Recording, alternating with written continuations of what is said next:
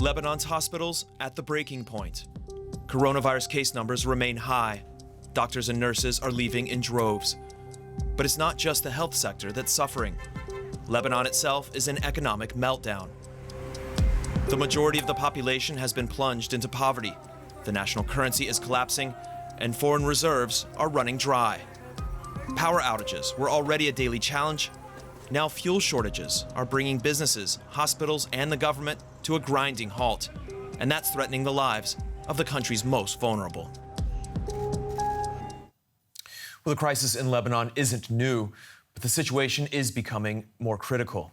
DW's Rebecca Ritters went inside Beirut's largest public hospital to witness the grim reality facing staff and patients.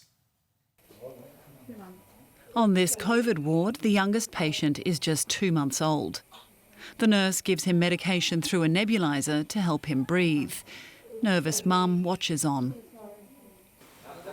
For the many patients here, this overflowing ward is their only hope. This man surrounded by a dozen others, all fighting for their lives. As I'm shown into the ICU, it's clear a COVID patient has just died. Yet it's not only the disease, the staff here are fighting to keep these patients alive. The machines that help them breathe could cut out at any moment.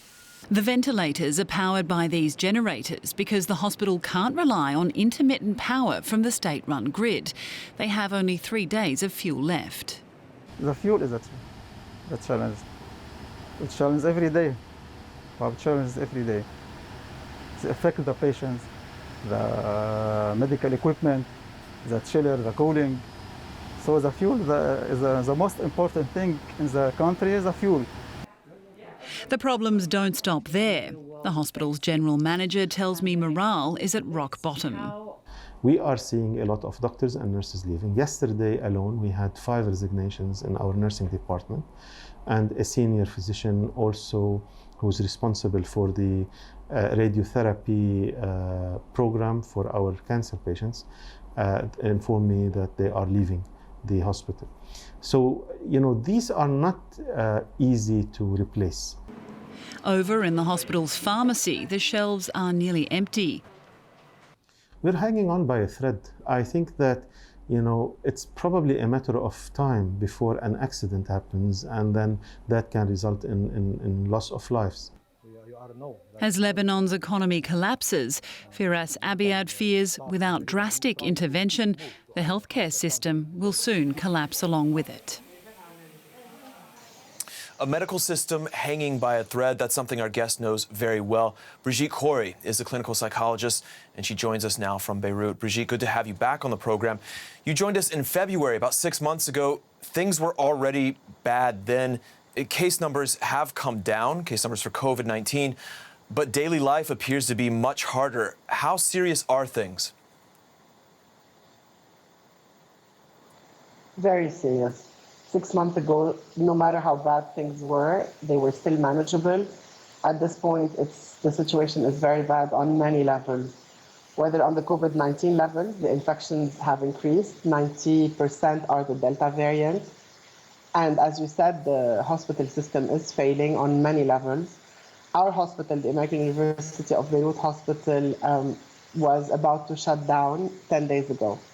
Completely. This has never happened in the history of the university, 150 years, because of the lack of fuel to be able to run the generators and to run the hospital. People on respirators were threatened to die, actually. So it's reached really that level. Yeah. Very difficult. I'm sorry, Brigitte. Sorry. I'm sorry, I just wanted to cut in there and ask, what kind of a difficult position does that force doctors and medical personnel into? You have a responsibility for your patients. You feel that way. How hard is it when you don't have the basic necessities? It's very hard, and because of the situation, Lebanon has lost so far around 1,000 doctors and 1,000 nurses. Just yesterday and today, actually, we got resignation of 2 of our psychiatric nurses in our department, just these 2 days. So it's really bad. We are losing personnel. And of course, it's very frustrating in the fact that, you're treating patients but you cannot provide them with the proper treatment because there are no medications. There's a very big shortage of medications. Our psychiatric patients have reached a point where they are rationing their medications. Instead of taking 2 pills of whatever medication a day, they're taking 1, which puts them at a higher risk. And of course, that also applies to all kinds of, patients with heart problems, chronic diseases, cancer patients. There was a big outcry last week. Cancer patients were demonstrating they wanted their medications.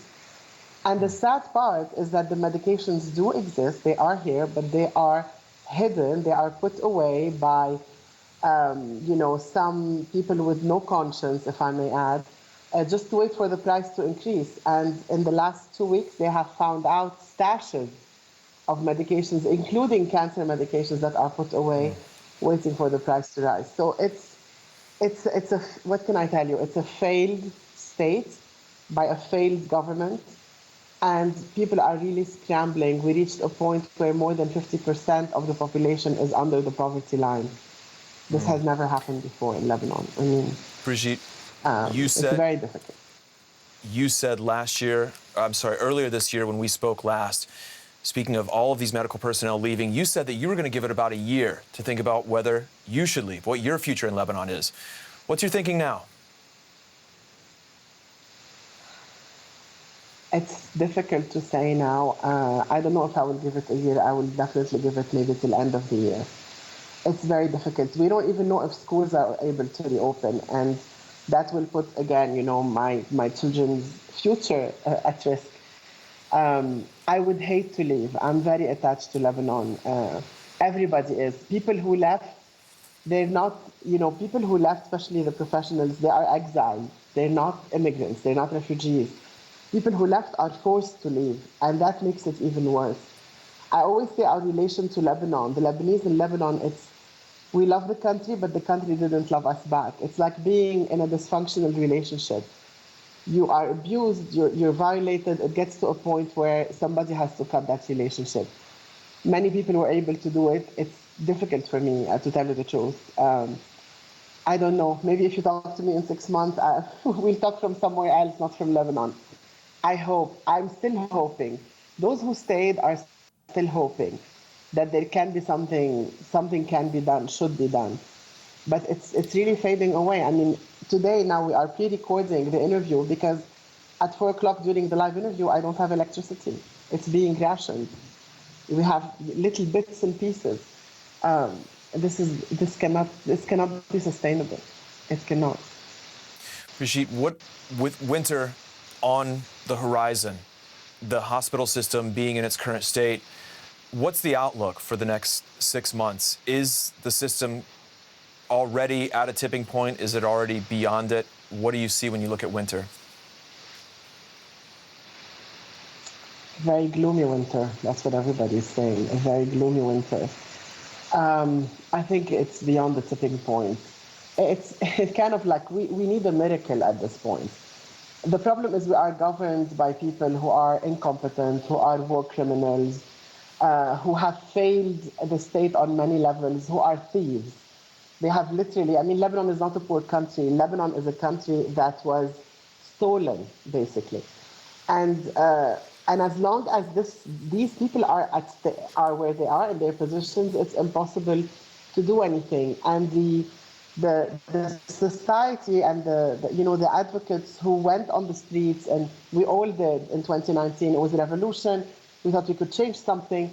People are tired. When they keep you busy with looking for bread and gas and fuel, your basic survival needs, you don't have energy anymore to revolt.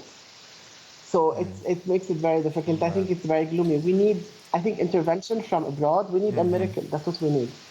All right. A grim situation, a grim outlook. Brigitte Khoury is a clinical psychologist in Beirut. Thank you for your time and finding the electricity, given the current state of things, to do this interview. Thank you, Brigitte. Thank you. And it's time now for one of your questions. Over to our science correspondent, Derek Williams. Are there any studies showing that air pollution increases mortality from COVID-19? Long-term exposure to significant levels of air pollution is a major factor in death and suffering worldwide. The WHO estimates that it kills around 7 million people a year globally. That's more than the number of deaths caused by infectious diseases and similar to the number associated with smoking. So it's no wonder that many studies have looked at the links between air pollution and COVID-19 during the course of the pandemic. And it shouldn't come as much of a surprise that a potentially serious respiratory disease can pretty clearly affect people a lot worse who are regularly exposed to high levels of air contaminants. Let's look a little closer at just one of those studies, which searched for correlations between air pollution and COVID cases in England last summer. It found, even after adjusting for confounding factors like population density and age and income, that in areas with regular high levels of toxic gases and particulate matter, places like London or the Midlands region, residents were significantly more likely to be infected with SARS-CoV-2 or to die from COVID-19 than people in other parts of the country. The association was particularly strong when it came to areas with high levels of the nitrogen oxides and very fine particulate matter that mostly comes from burning fuel. The researchers concluded that even a small increase in air pollution had a big effect on both COVID infectivity and mortality in the country. And there are plenty of other studies from other countries that back up and corroborate those results.